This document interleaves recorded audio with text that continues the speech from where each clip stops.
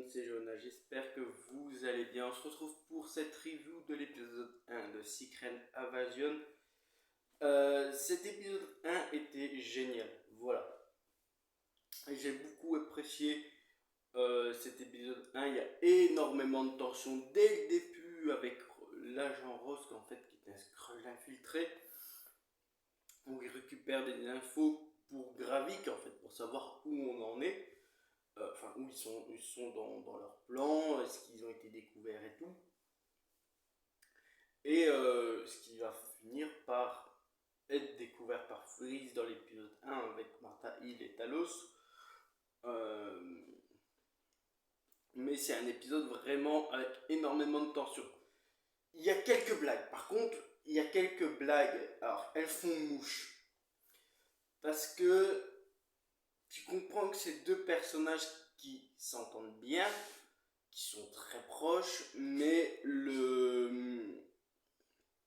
moi les blagues c'est pas trop mon. Alors, les blagues à la Marvel, en temps normal, coup de poing, regarde là-bas, ah c'est drôle, non. Là c'était bien amené pour des raisons assez drôles. Comme je dis, hein, il y a un moment, on voit l'arrivée de Nick Fury qui descend de Saber. Le mec boite un peu, il est un peu désorienté. Alors si c'est pas le jeu d'acteur, c'est Samuel L. Jackson qui se veut vieux pépère, hein, il y a une septantaine d'années le mec, hein, 70, 80 je crois. Donc ça doit pas être non plus évident. Mais à un moment, il est avec Martha Hill et Talos raconte ce qui se passe, qu'il a perdu sa femme. Nick Fury est un peu désolé pour Talos, et donc il sort en fait, et Talos qui fait tu vas marcher seul dans Moscou, c'est pas une super bonne idée, ce qui est le cas, hein. Nick Fury marche tout seul dans Moscou, et qu'est-ce qu'il se fait? Il se fait choper par deux mecs, une femme qui s'appelle Sonia, qui est une espionne, hein, qui est une espionne, je suppose c'est une espionne britannique, parce qu'il parle de la Bretagne, enfin de la Grande-Bretagne, de l'Angleterre. Et, et donc ça vient au fait que Nick Fury se parle avec elle du bon vieux temps. Et en fait, elle lui fait souligner un point, c'est qu'il est plus du tout dans le coup en fait. Il est perdu, il est désorienté, il est vieux, il se fait vieux. Ou à l'époque, il ne serait pas fait avoir par un piège par ces deux hommes de main, où elle les insulte, elle les rabaisse, mais leur disant que c'est des minables. Et même elle les félicite parce qu'à un moment il dit c'était incroyable. Et cette femme fait ah, vous avez pas été médiocre pour une fois, c'est cool. T'es en mode bon, ok. Elle a ce cliché de méchant de dessin animé où c'est mignon. Ouais. T'es en mode bon. Ok. Mais il y a aussi des petites vannes qui fonctionnent bien. Ah, par contre, c'est pas une vanne, c'est un truc que j'ai bien aimé. C'est qu'à un moment, il se met devant une statue. Je me dis, mais tiens, il regarde de l'art. Non, en fait, c'est juste pour l'espionner. En fait, il met un truc dans l'œil de la statue. Et plus tard, on verra les infos. Ils récolteront des infos grâce à ça.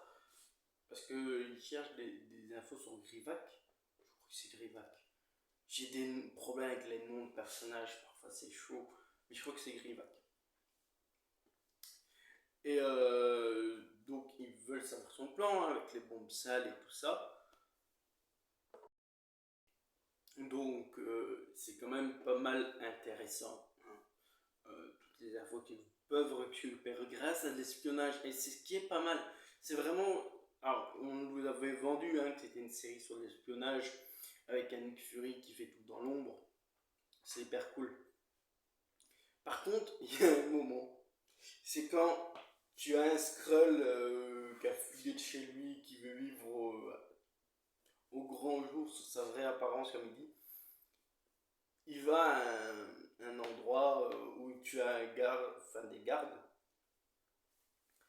et il fait ouais, je veux vivre au grand jour pour ma patrie et tout ça. Alors je sais que ça a été tourné, ça doit être tourné à Moscou, enfin en Russie. Si ça a été réellement fait en Russie, avec ce qui se passe, c'est chaud. C'est ultra chaud quand même parce que question diplomatique actuellement la Russie avec tout ce qui est pays qu'on le fait qu'ils attaquent l'Ukraine, voilà, c'est bancal. Donc je sais pas si ça a été retourné, ça j'en ai aucune idée. Je m'intéresse pas à tout ce qui est coulisses de cinéma et tout ça, hein. De comment c'est fait, je m'en contrefous. Même le scénario, je le regardais pas, je m'intéressais pas à savoir le scénario du truc, ni les pitchs avant de voir les épisodes. Moi, je suis vraiment quelqu'un de casual pour le coup. Donc voilà. Euh, T'es en mode ok. Et à un moment, il me voit Gaïa, qui est la fille de Talos, dans sa voiture et elle lui demande son prénom. Et j'ai éclaté de rire parce que j'ai compris Bédo. Je m'appelle Bédo. Je crois que c'est Beto qui s'appelle. Mais j'ai éclaté de rire. Je fais, il s'appelle Beto. Enfin, il s'appelle Bédo. Quand même. D'accord. Non, en fait, je crois qu'il s'appelle Beto. Mais j'avais compris Bédo. S'il s'appelle Bédo, il s'appelle Bédo. Écoutez, voilà. Donc, on voit un moment des trucs de Skrull, hein, on voit les Skrulls. Alors, j'aime bien. Ils font, ouais, on vit un grand jour. Les premiers Skrulls que tu vois, ils sont en forme humaine en fait. Ils sont pas au grand jour. Puis tu vois des Skrulls sur leur forme de Skrull. Mais t'es en mode, mais non, en fait, donc tu vis pas réellement. Vous vous enfermez dans des usines désinfectées, mais vous vivez pas au grand jour, mais c'est votre but, t'es en mode, mais ok. Par contre, j'ai aimé et j'ai vu la référence. Si c'est pas une référence, c'est très bien fait parce que dans Secret Invasion, le comics, ils ont ce genre de machine où ils plongent les Avengers aux héros qui ont pris les pouvoirs, enfin, pouvoir ou leur identité. Dans leur vaisseau, ils ont ce truc aussi où ils sont dans un sommeil et qui peuvent donc pas se libérer. Là, le fait qu'ils prennent ça sur des humains lambda, hop, tu le repousses pour son identité, enfin, tu prends son visage, et puis tu prends ses souvenirs en posant ta main dessus. J'ai trouvé ça très bien fait.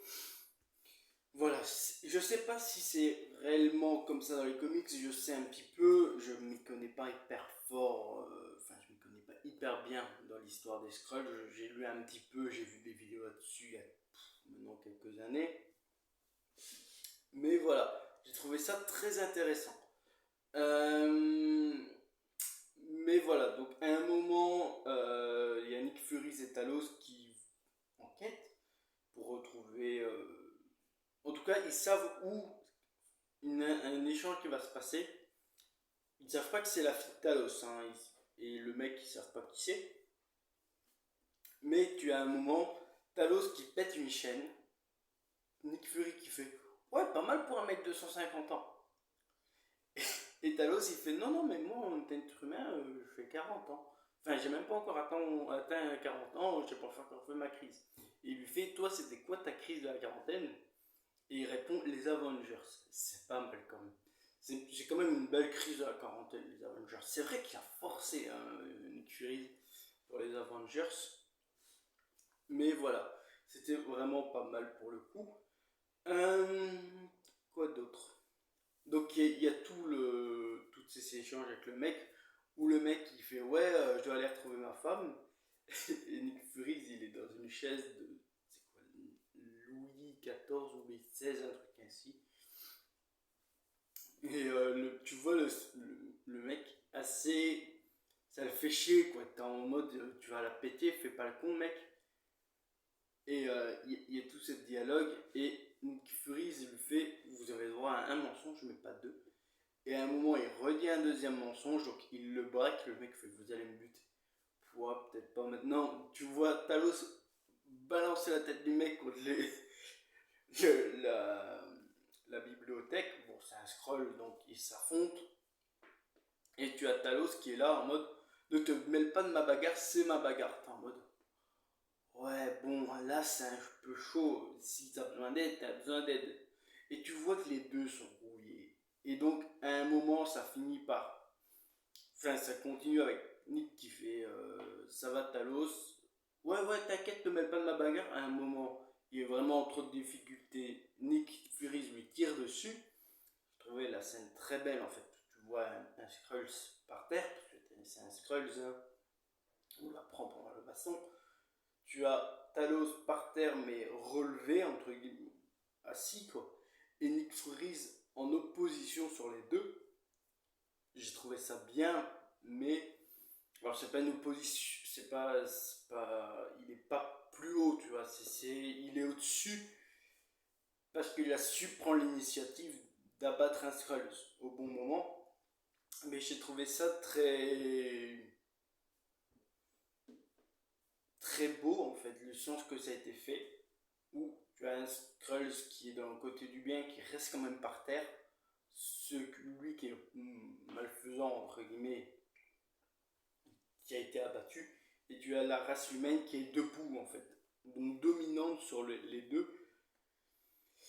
Je sais pas comment expliquer ça, j'ai l'impression que fait c'est con hein, mais j'avais l'impression que la domination de la race humaine sur les Skrulls en fait. Je pense qu'il y a un message derrière. Je l'ai vu comme ça, je sais pas pourquoi j'ai vu comme ça. Et à un moment tu as Nick Fury qui tend la main à Talos qui veut pas, il fait c'était ma bagarre, tu t'en es mêlé. Bon, ça, tu as donc Martha Hill en, en parallèle qui fait une filature qui poursuit Gaïa, la fille de Talos, qui était avec les bombes sales. Donc elle continue, à un moment Talos la poursuit, elle la menace avec une arme, enfin il menace Gaïa avec une arme,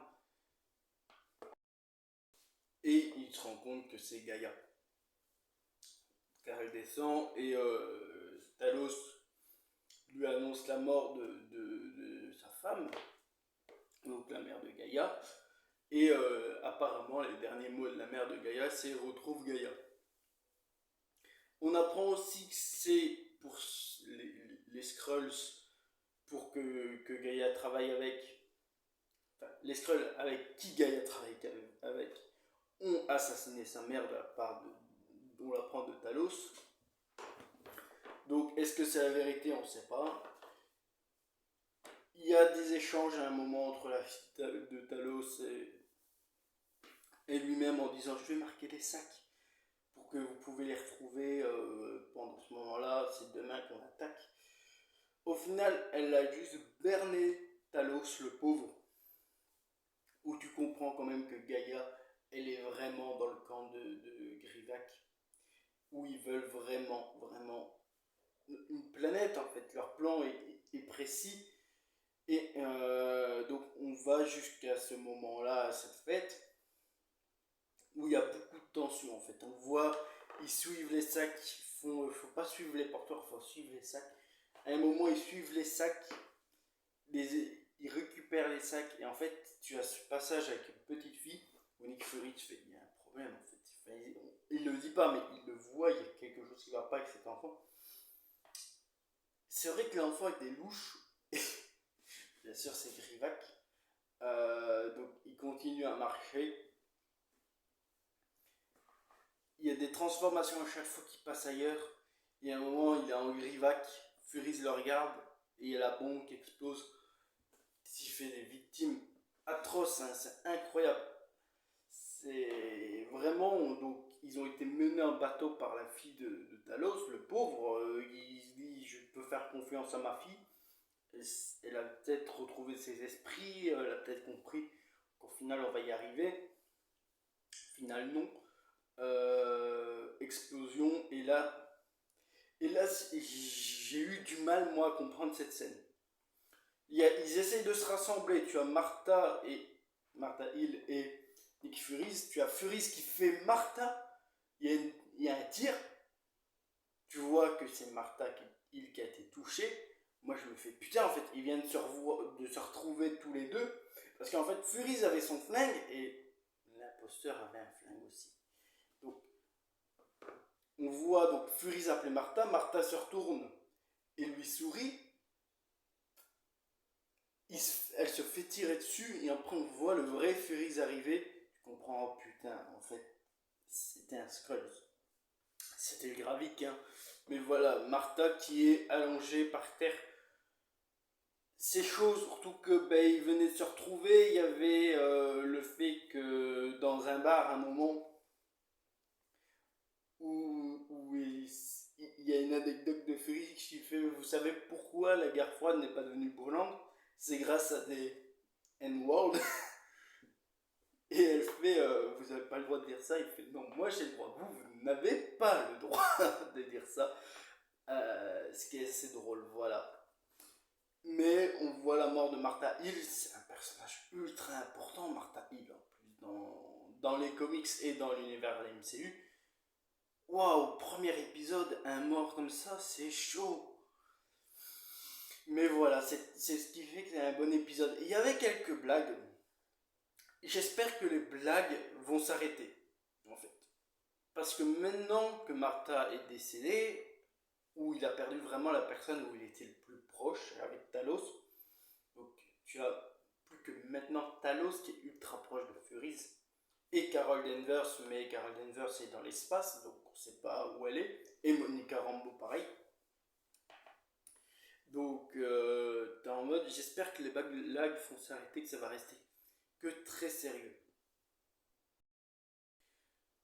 Là, les petites blagues, je les comprends, elles revenaient et tout, mais il faut plus d'humour là. C'est vraiment beaucoup trop pesant. Il faut un Furies déter pour venger Martha Hill. Car pour moi, en fait, c'est pas passable en fait ce qui vient de se passer. Tu peux pas laisser les Skrulls faire ce qu'ils veulent après qu'ils ont buté une des personnes qui comptait le plus pour toi. Donc voilà. C'était une longue vidéo, j'espère qu'elle vous aura plu. Je vous fais des gros bisous. C'était Jonah. À la prochaine. Bye.